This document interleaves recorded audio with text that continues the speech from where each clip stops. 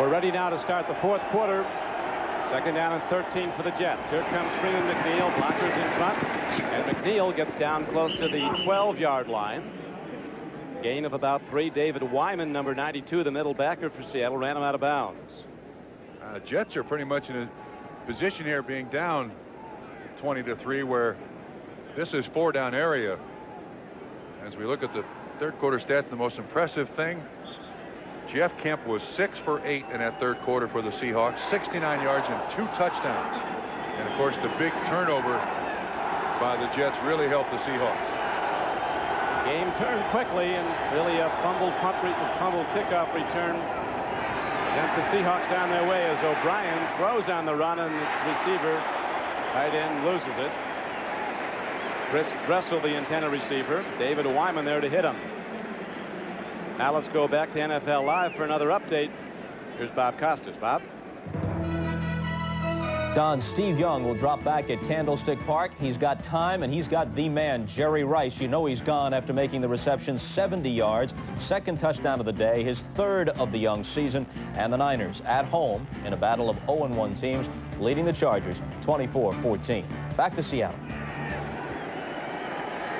where the Jets are ready to kick it off, are ready to try the field goal by Pat Leahy, which they knock up and through, so they do settle for a 3-point play.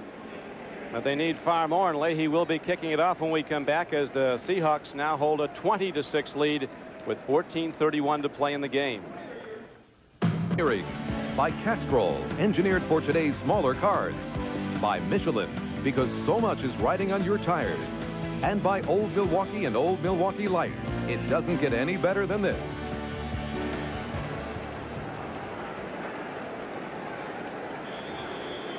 Dave Craig, who's out for up to 8 weeks with a fractured thumb, in the press box, as his backup Jeff Kemp has done an admirable job. Chris Warren fumbles the kickoff return in the end zone. He downs the ball for a touchback. And the Seahawks, in command of the game by a 20-6 score, will go on offense first and 10 at their 20-yard line.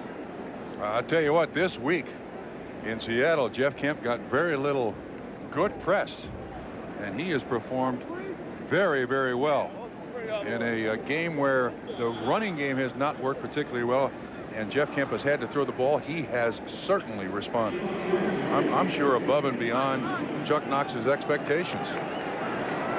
He's been, well, he was just about perfect in the third quarter, and he's got to continue to lead the way because, as mentioned, Craig's injury is up to 2 months.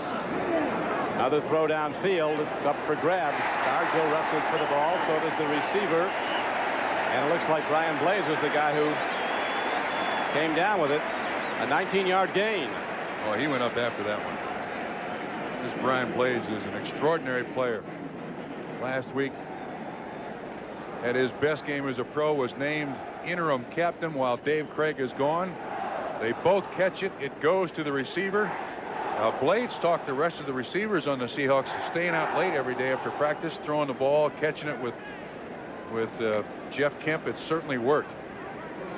Knox says that Blades practices just like he plays. He catches everything on the practice field, does it in the game. And now the Seahawks go first and 10 from their 39-yard line. Derek Fenner runs and gets it out to the 41.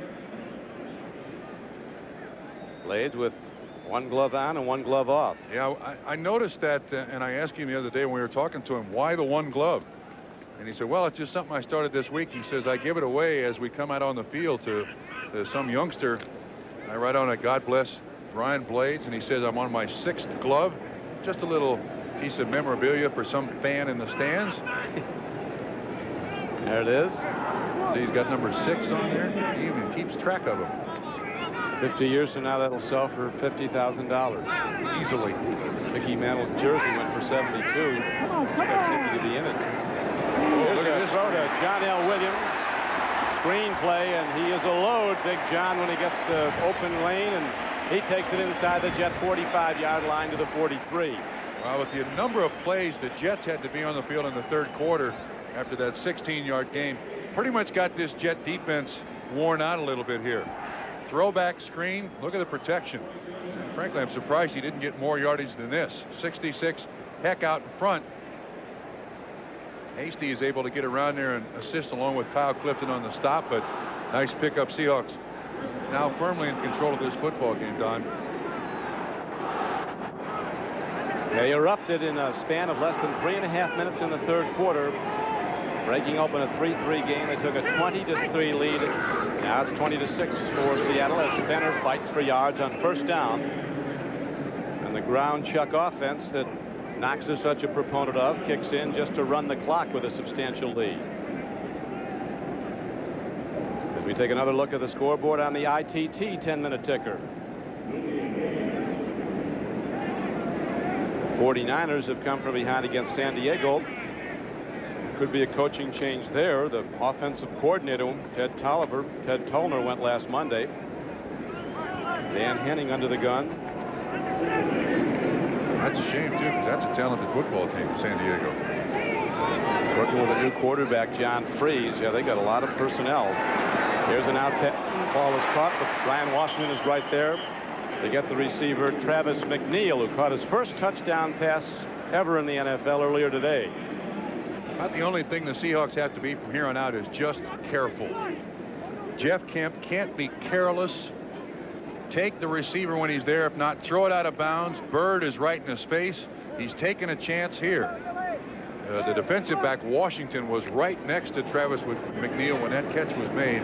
Just don't give the Jets the cheap turnover. Shots like that could have Jeff Kemp up in the press box watching with his friend Dave Craig, the injured starter. Shoulders going nose. Shotgun snap. Kemp fires. He's picked off. Brian Washington had it, lost it. It's a Jet ball at the 37-yard line of Seattle. No question. The Jets 37. No question that's an interception. When Washington tried to put the ball away, it bounced out of his hands. But again, he can't be careless in this situation. Stargell is taking the ball, gives it to the official. I thought he was carrying it off the field. On the day he's had, I don't think he won any game balls yet. Yeah, Edwin Bailey is down on the field. You see clearly an interception by Washington. Keeping it. And that's Bailey down on the field. Stargell's taking the ball off the field on his fumble recovery as Brian Washington was the man who picked it off. Jeff Kemp steps center stage today for the Seattle Seahawks because of the injury to Dave Craig and responded very well. A big performance to help lead the Hawks to this 20-6 lead they hold now, 10:20 to play. Yeah, but I'm sure he was talking to Ken Meyer, the quarterback coach, there on the phone. O'Brien with a hard throw downfield and just off the turf. Al Toon comes up with the reception. Good for 20 yards and a Jet first down. Yeah, Jets pretty much have to get to a hurry-up mode here. O'Brien sets, throws the ball low. Toon makes this catch nicely. Can't tell if it is anything but a catch at that point. 19 yards on the reception, and back in all-pro form. Al Toon after a couple of drops. But the Jets need a lot of big plays, and they need them fast as the game clock is running. 9:48 to play. Throwback. Play flicker. They're going downfield. And the connection is made to Dressel. Rob Moore was running a fly, but the Seahawks didn't bite. That Eugene Robinson, who rarely makes a mistake at free safety, was running right with him. That's an 8-yard pickup, and obviously Dressel is the outlet receiver. That Seattle defense of Tom Catlin's well schooled. Don't give him a cheap touchdown here. Moore goes down and tries to do a stutter step. Maybe we can catch him here. No, he's just out of the picture. Didn't work. They'll take the yards, but they wanted the whole thing on that play. Now the Jets on second down go to the run. And hard driving Johnny Hector, who's been pounding up the yards, hits inside the 30. Jets needed 3. He got 8. And a first down. Joe Nash and Eugene Robinson on the stop for Seattle. Hector has run the ball just 7 times and has gained 48 yards.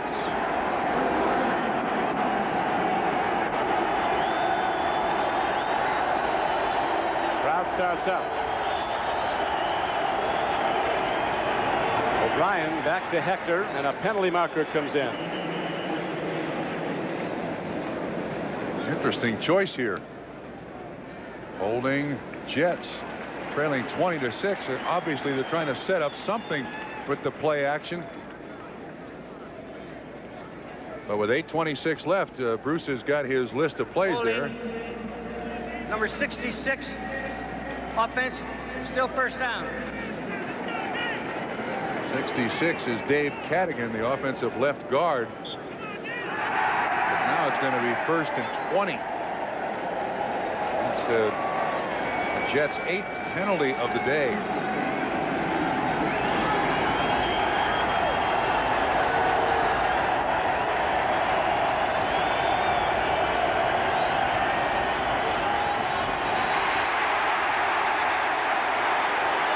Cortez Kennedy, another sack.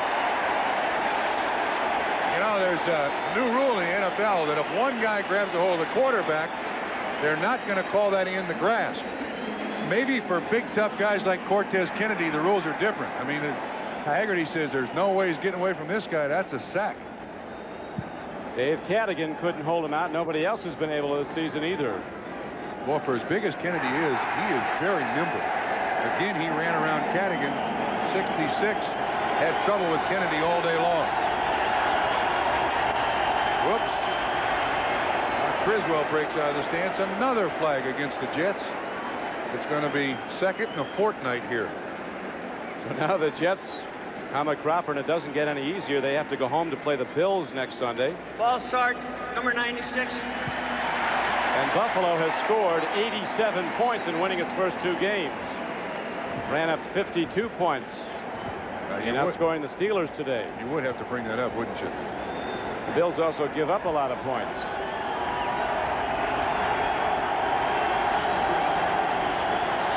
Second and 29. O'Brien throws, makes a connection, but way short of a first down. Al Toon comes down with the ball. Another marker down in the Jet backfield.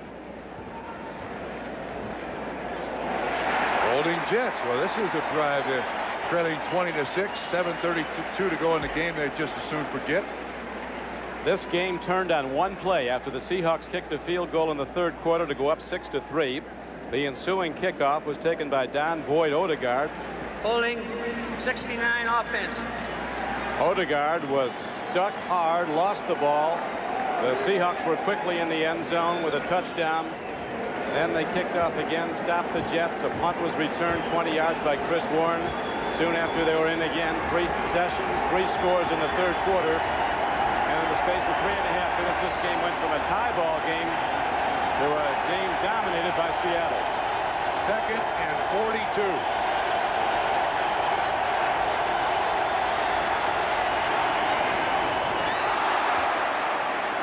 Defensive interference. Jets will get a first down. Oh, man. On 2nd and 42, they're going to have a first down. James Jefferson on the hold. Unbelievable.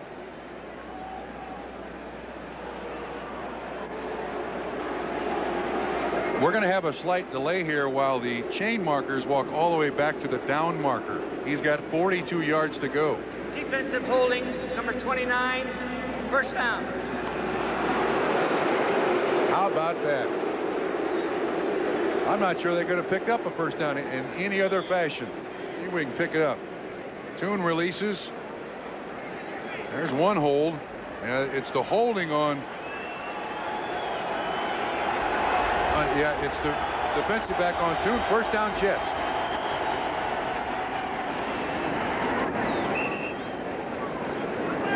Despite the score, 20-6 Seattle, Jets are going to keep the Seahawks defense honest as they run the ball right at them. Well, I think, again, there's going to be some questioning as to why they're running the ball here, but a lot of what the New York Jets do and want to do is based off play-action faking. And they have to hold those linebackers at the line of scrimmage to get any space for the receivers to work. They also have to hit the home run ball. O'Brien looks deep. Here comes the rush. Joe Nash is after him, and O'Brien wisely throws it away before the rush can get there.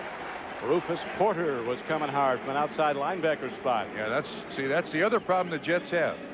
This is not a bad offensive line, but it's also not a great offensive line.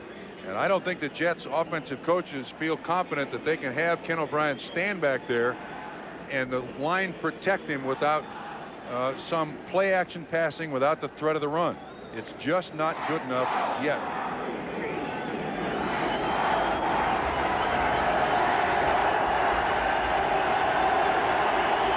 Third and 3 for the Jets. O'Brien out. He's picked off. There goes Dwayne Harper. O'Brien's got the last shot at him and knocks him out of bounds.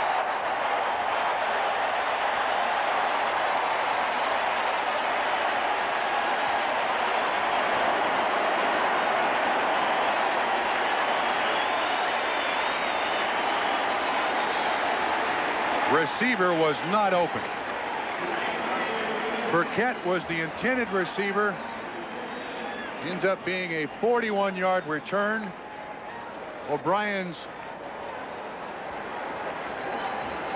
is that his second interception of the day. Turnovers have killed the Jets on this afternoon.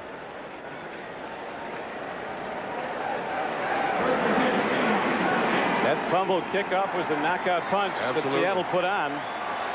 And the Seahawks have capitalized in every opportunity since.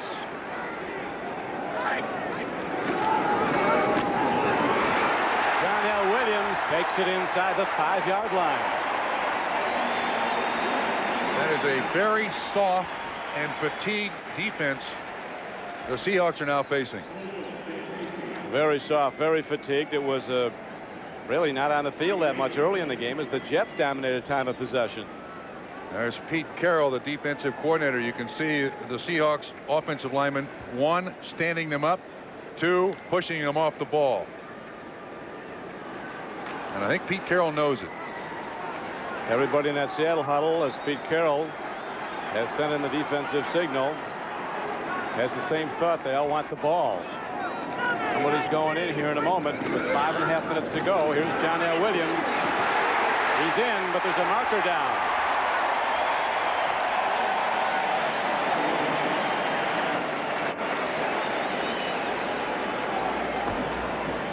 Holding Seahawks.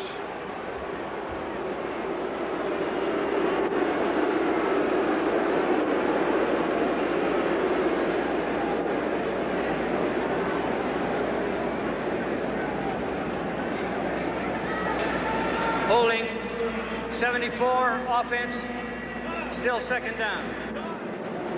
A gentleman named Warren Wheat is called for the hold. He's replacing Edwin Bailey, who came off the field earlier with a leg injury of some sort. Couldn't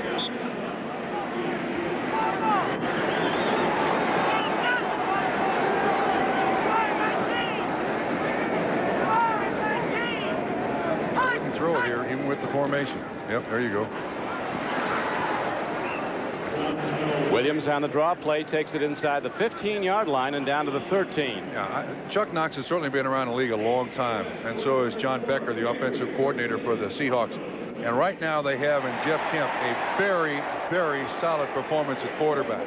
And even with 3rd down and 10 or 11, whatever you want to call it, I don't know if I'd take a chance of having Kemp throw an interception so late in the game. I mean, this kid's confidence is brimming right now. So give it to somebody else to run. And he starts next week against Denver with a great deal of confidence. The next stop for the Seahawks up to Mile High Stadium. John L. Williams taking on tacklers, and he battles down to the 5-yard line, stays in bounds, and the clock continues to tick. Well, there's one of the secrets, I think, to Chuck Knox. He is a great psychologist when it comes to players. He knows that for at least the next 7 or 8 weeks, Jeff Kemp is his quarterback. McGuire's not ready. And this kid's going to end the game on a very positive performance. Take no chance with the interception. I like that in Chuck Knox. And the way it looks right now, Trump, Seattle could have a share of first place in the AFC West at the end of the day. Kansas City Chiefs have been beaten. They're now 1-1. The Raiders are beating Denver. Those two, if that holds up, will be 1-1. San Diego is trailing. They'll be 0-2 if they lose at San Francisco. Now the field goal try is no good.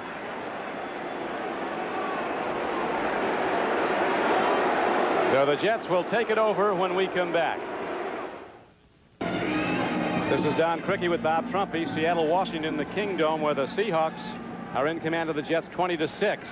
After the game was tied 3-3 at halftime. 3:57 to play. Jets taking over on a missed field goal by Seattle, and now O'Brien throwing on first down, misses. There's Kemp on the sideline, the holder for Casey, the kicker. The kick was missed, and that last pass by O'Brien was tipped again at the line of scrimmage. I think that's 4 now that he's had tipped at the line of scrimmage. O'Brien's big, 6'4". Throw and a catch. Rob Moore is out to the 30-yard line. Might have a first down for the Jets. Hurry up offense here. You know, Ken O'Brien is tall, but he doesn't throw big. He kind of hunches down when he throws that thing. So he's not really a big thrower, even though he's tall.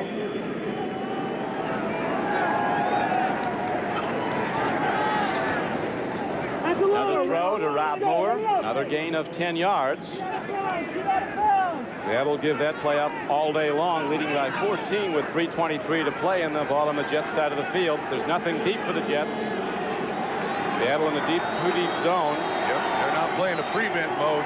Don't let anybody get behind you. There's the long ball. O'Brien's arm is as good as it was when he came up out of Cale Davis, part of that quarterback class of '83. He and Elway haven't lost a thing. Yeah, the thing I admire most about Ken O'Brien is just how many times he has been on his back throughout his career. He's averaged being sacked 35, 36 times a game for his career. Once he got sacked 72 times in the season. Now we look at the ITT 10-minute ticker. San Francisco pulling away on the Chargers. Raiders continue to lead the Denver Broncos. Statue of Liberty play here to McNeil. Raymond McNeil gets out of bounds inside the 40-yard line of Seattle. Gain of over 20 yards on the play. 20-yard gain, and it's a first down. Very interesting play by the New York Jets. The Seahawks have their prevent defense in, and they've got 7 defensive backs. And watch what happens. O'Brien reaches forward to hand this ball to O'Neal. O'Neal looks like he's going to be a pass protector. They've already blocked the defensive back on him. Missed tackle there. SB Glasgow can't get him. 20-yard pickup. Drive stays alive.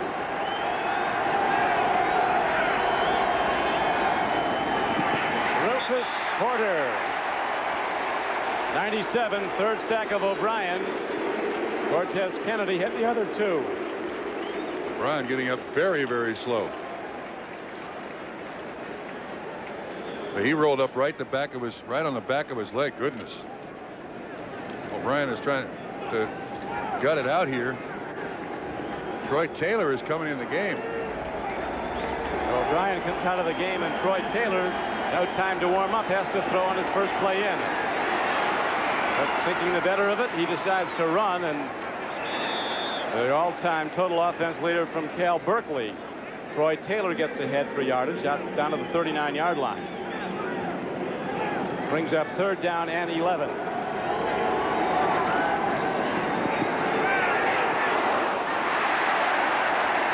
Cortez Kennedy again, 5th time that the ball has been tipped at the line of scrimmage, his 2nd.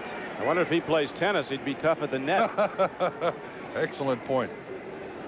He's not tall, 6'1", part of that tremendous program at Miami of Florida.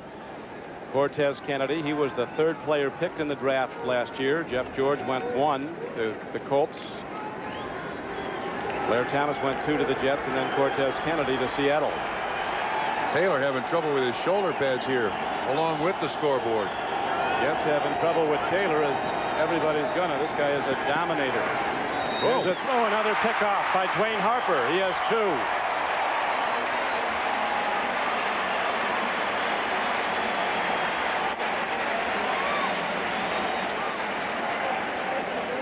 You can see again the pressure. Kennedy almost is pulled down by Cadigan.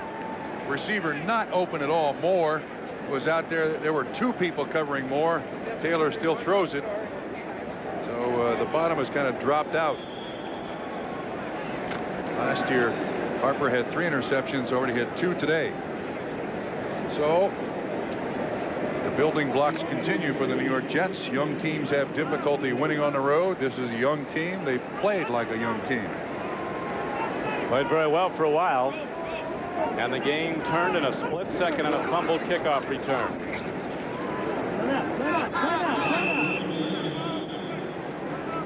John L. Williams works ahead, doesn't get much, didn't expect to, as the game clock will tick down now. 2:06 to play.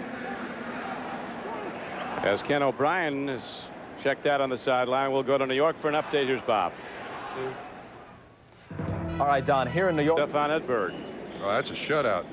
3 sets, 2-4-0 against Jim Courier.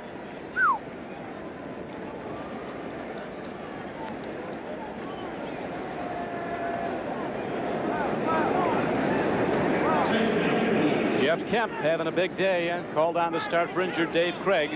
Will take the Seahawks down the stretch now as they'll continue to run the ball. Derek Fenner takes it on a slant. That'll take it down to the 2-minute warning. Yeah, we've got some thrills left here. If they punt, there's going to be a punt block attempt. That's for sure for the Jets. Yeah. 2 minutes to go. And 2 minutes before Jeff Kemp continues his very good one-loss record as an NFL starter. No question about it. You can see the comparison between the two quarterbacks today. Kemp has thrown 2 interceptions, but 2 touchdowns, 17 for 28. And as we mentioned at the outset of the game today, head coaches don't like unknown factors, and I do believe that Chuck Knox felt that there was a certain unknown factor about Jeff Kemp. A lot of questions answered today. Seahawks under Knox could have turned their season today. As we're told that Ken O'Brien has a twisted ankle. That's why he's out of the game. And next week we'll tell a big story about the Jets. Do they continue to slide, or do they come back against the best team in the American Conference of a season ago, the Buffalo Bills? Well, at least they're at home. That helps. Although the Jets last year were a better team on the road. Next Sunday, the day kicks off with NFL Live at 12:30 Eastern Time. And if you'll see the Dolphins go against the Detroit Lions at Pontiac, Michigan. The Patriots go against the Steelers at Pittsburgh. In the 4 o'clock games, the Buffalo Bills with a 2-0 record and 87 points scored in those 2 opening victories go to Giant Stadium to meet the Jets. Seattle goes to Denver to play the Broncos, who are presently losing at Los Angeles against the Raiders. And the Colts and the Raiders hook up at the LA Coliseum. Colts fell to 0-2 today, losing at Miami. This is the Seahawks' first punt of the second half, and I would think the New York Jets will be all over this one. Terrence Mathis, the lone man back.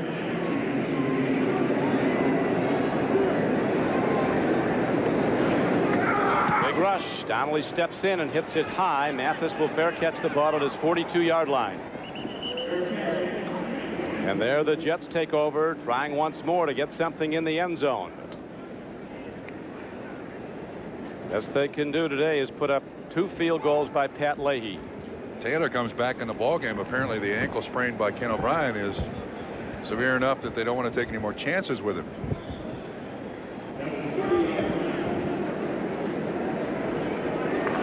Last time, as you see, the Jets had a 2-0 start, and they surely won't have one this year. It was 1987. Only done it 5 times since they came in as the Titans in 1960 in the old American Football League. Taylor with a big-time arm and a big-time reception by Rob Moore on the fly, as he's out of bounds at the 8-yard line. How in the world can the Seahawks defensive backs allow that to happen? Perfectly thrown ball. Robert Blackman is back there. 50-yard throw right on the numbers. Brian Davis is back there. Unforgivable sin. This is right on the money. Moore catches it in stride. Bobbles it a little bit, but man, 1st and goal. Seahawks wanted to coast for this last minute and 50 seconds. Jets are not going to let that happen.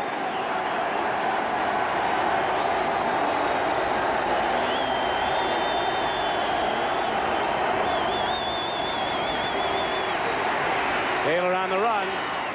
Throws. Toon comes down with it. Let's see the signal ruled not inbounds. Nice catch by Al Toon. He really was not open, but at 6'4", 6'4 and a half, Taylor puts it up there, and Toon goes after it. Eugene Robinson 41, 25. Robert Blackman there. Watch at the end line. The Jets, with a touchdown, if they get it, an extra point would be back to within 7 and ready to try an onside kick. Yeah, no question. His second foot came down out of bounds.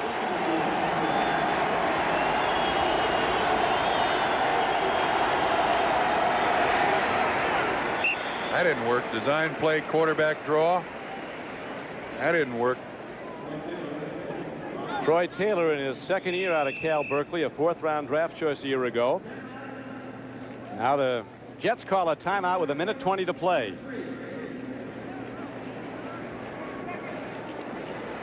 And perhaps, Trump, the inevitable quarterback controversies might start to bubble up in New York, although he just has one completed throw. It was a perfectly thrown 50-yard gain. Yeah, well, but look back at Ken O'Brien's performance. He was terrific.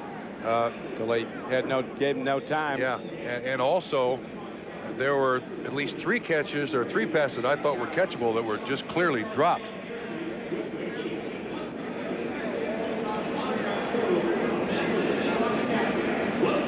Now let's take a look at today's Canon camcorder replay of the game. This was a perfectly executed touchdown pass by Jeff Kemp. It goes to Travis McNeil. No, I got the wrong guy. This goes to Tommy Kane. First foot down, second foot down. Well executed. That was the Seahawks' 17th point in 3 minutes and 17 seconds of the third quarter that put the game totally out of touch. He was in that same corner of the end zone in the third quarter that Travis McNeil also caught his. Taylor throws. Al Toon has the ball and it's signaled touchdown. Rob Moore has the ball, signaled touchdown. I think that's Troy Taylor's first NFL touchdown pass, isn't it? Certainly check that. He's come in now. Hit 5 passes. That's the 5th reception for Rob Moore today for 86 yards and a touchdown.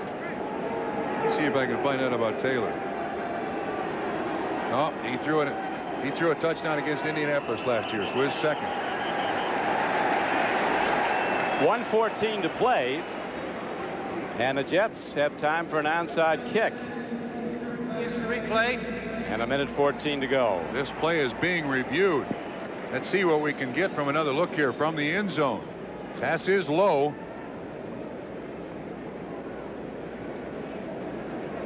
I frankly don't think you can change the call because of that picture. I think the play is going to stand. See if there's any difference here. Once the play is called on the field, the replay, no chance there to change it. The replay must have incontrovertible. You understand that? Look it up in the dictionary. Play stands as ruled. Touchdown. Incontrovertible evidence to overturn the play. So Rob Moore, All-American at Syracuse, gets a 6-yard touchdown reception. And the Jets have their first touchdown of the day. Only their second of the season.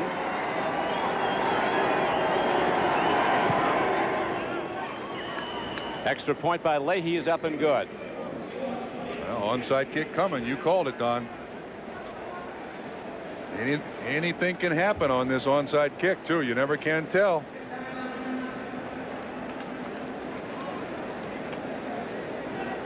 We were at the Jets practice here yesterday when they came into Seattle. The last thing that they practiced was the onside kick. Al Roberts is the special teams coordinator, and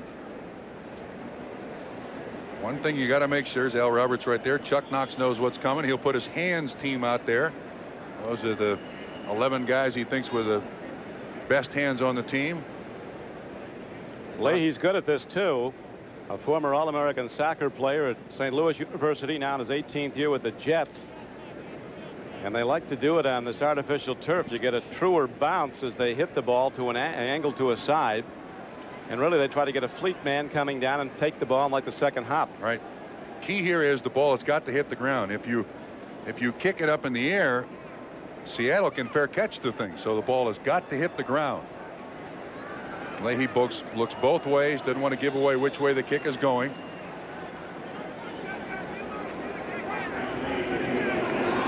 Oh, tried to trick him. Didn't work.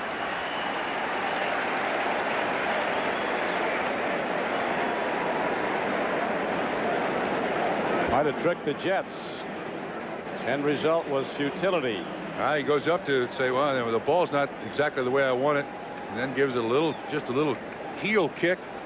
If Eric McMillan, 22, is trying to get there, the ball's got to travel 10 yards, and Mike Tice, the tight end, makes the reception. Seahawks take over. The Jets can't stop the clock. So Jeff Kemp will just take the ball down, put a knee down. The Jets powerless to stop the clock, and Seattle's record will go to 1-1. So will the Jets, as Seattle gets set to go to Denver to take on Elway and the Broncos. And the Jets get set for the long trip back to New York to prepare for a team that they've really had big problems with in recent years, the Buffalo Bills. Chuck Knox and his Seahawks should have a share of first place in the AFC West at the end of the day. The Raiders are beating Denver. Yeah, they play Denver next week in Denver, and then it doesn't get any easier because they go to Kansas City. Chiefs will be in ill humor after being upset today at home by the New Orleans Saints.